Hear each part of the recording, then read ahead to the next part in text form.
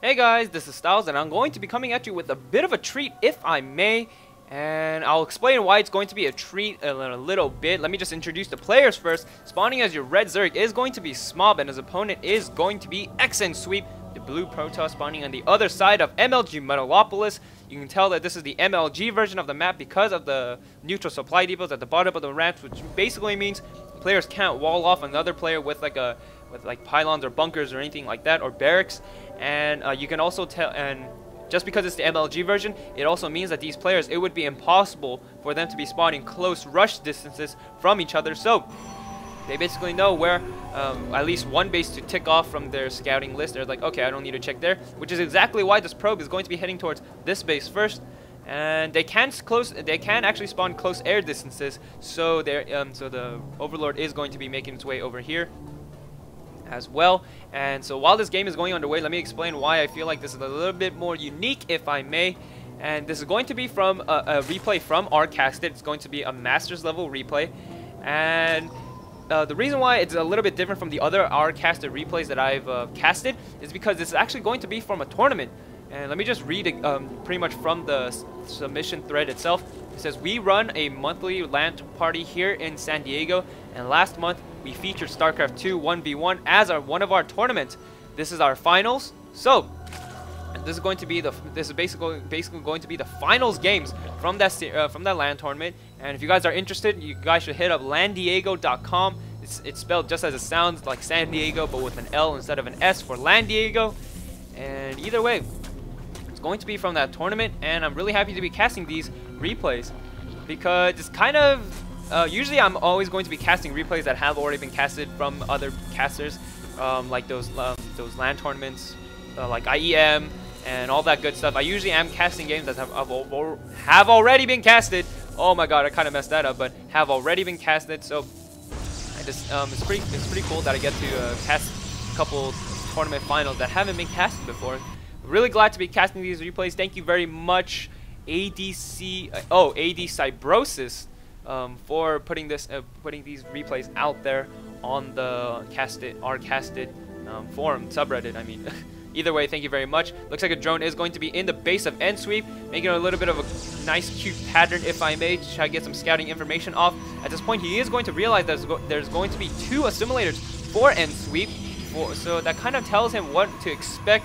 He might be expecting a little bit of sentry play or a little bit of tech coming out in the early game as well. So we are going to see what Sweep is planning on doing with that extra gas. Maybe he's going to go for, Stargate play. Maybe we might see some sentry expansions. Maybe we might see blink stalkers. Maybe we might see fast robotech. We can see pretty much all sorts of different openings out of this build. Really interested to see what he plans on doing off of this. Smob, on the other hand, is going to be going for a very standard hatchery early expansion, if I may. A little bit not too greedy either, because he did get the Zerglings, working on that Zergling speed, and started working on that extractor before he started getting that hatchery. And I don't mean like he started working on the speed first. I just mean that he got the extractor to start getting that gas for that speed before he started getting that hatchery up. So that's pretty much all I mean with that. And so at this point, he's going to be pretty safe.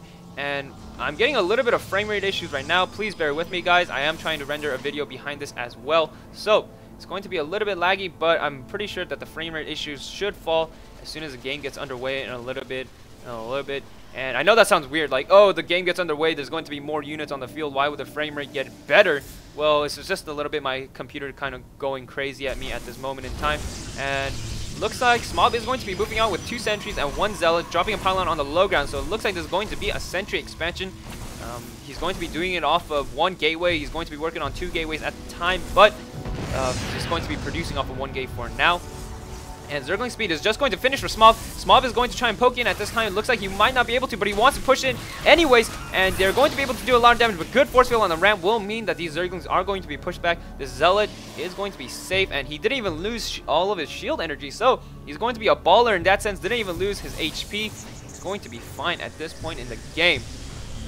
So I'm actually surprised that Smob is doing this. He did get these Zerglings pretty early on in the game, which means he's going to be that much That's just going to be a couple less larva that he spent on drones, and instead he spent on lings at this point in the game. And he's also going to know that this is going to be truly going to this is going to be an expansion at this point. He did see that Nexus. He was kind of just chilling here. He did see all those sentries and the pylon on the low ground, but he couldn't so that pretty much told him the Nexus was going to be on the way. But this time he poked in and did see the Nexus itself, so he now knows for sure there is going to be an expansion.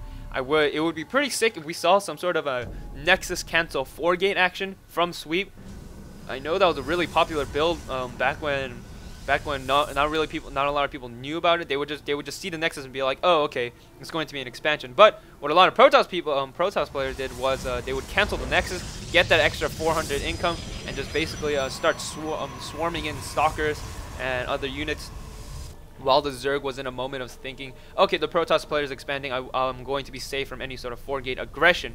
But looks like that won't be the case. That might not be the case at this point in the game, because not a lot of players do it anyways.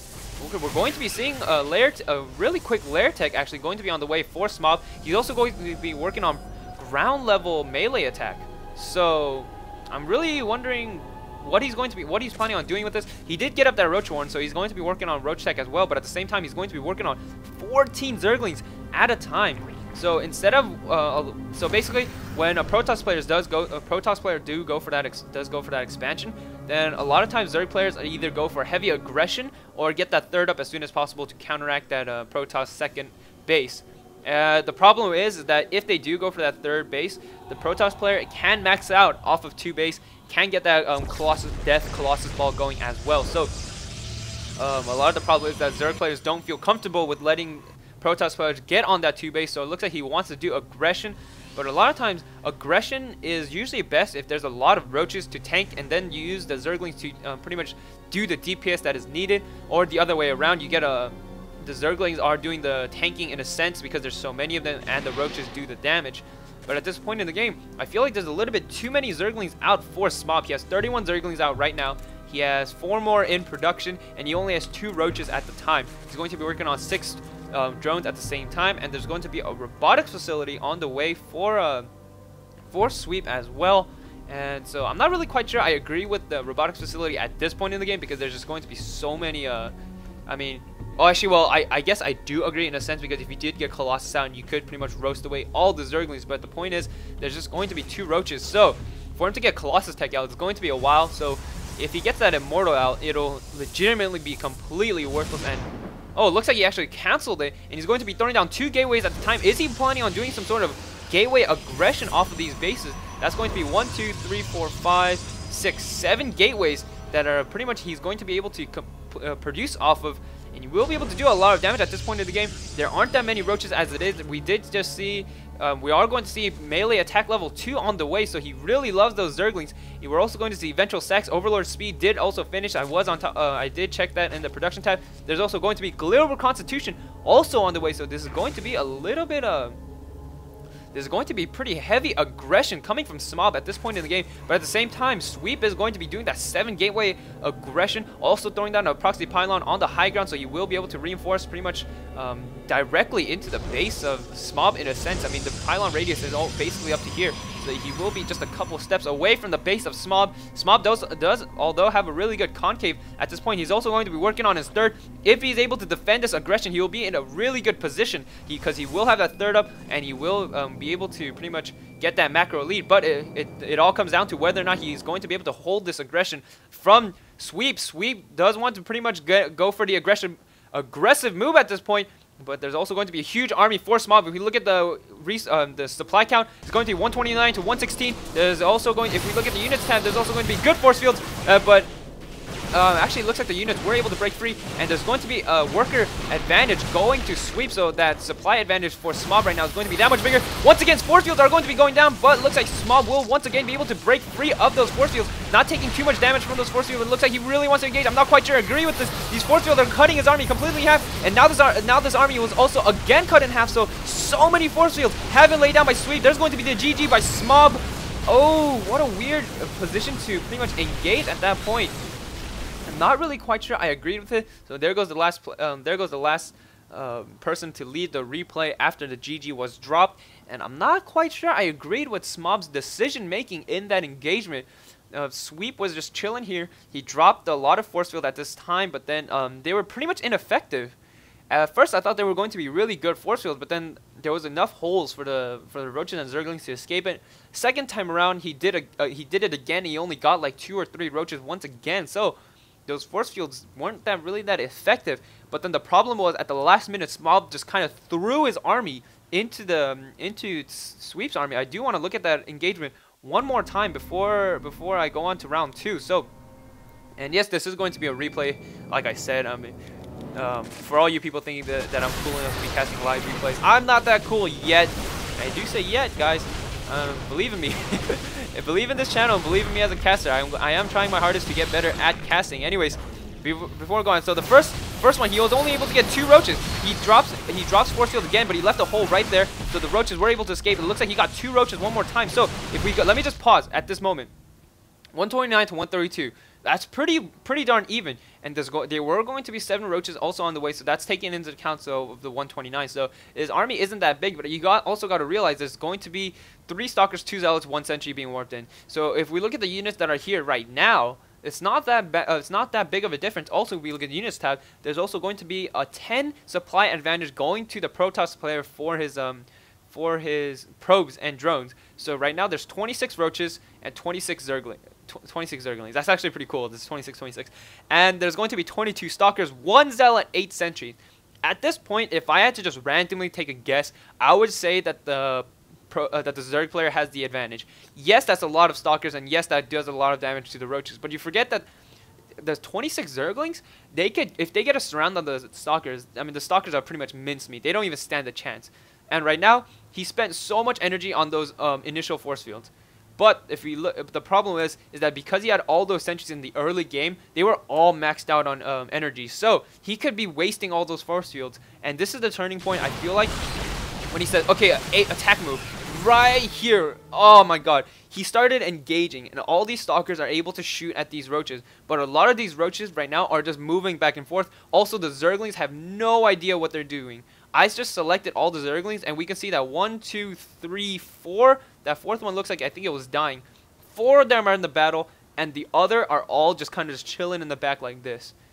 That basically means the stalkers get to shoot at the roaches, and a lot of the roaches, like I said, aren't shooting. Like all these guys over here, they're not shooting. They're just running back and forth because of the force fields. And note that these force fields were here earlier.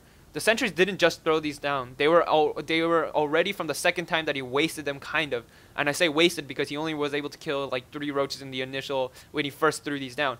So all Smob had to do was wait like maybe 2 or 3 more seconds, and then these force fields would have gone down. But in the end, he decided to attack move into this army, and all the zerglings and roaches are kind of just chilling in the back, not sure what to do. And then this was basically when he threw down a couple more force fields. And now, if we pause, the front ones, like I said, in a couple seconds broke. So they completely broke. But now, because they were the couple of roaches in the back weren't able to shoot, when he dropped the force field once again, it was completely able to split the army in half. Now you have like 1, 2, 3, 4, 5, 6, 7, 8, 9,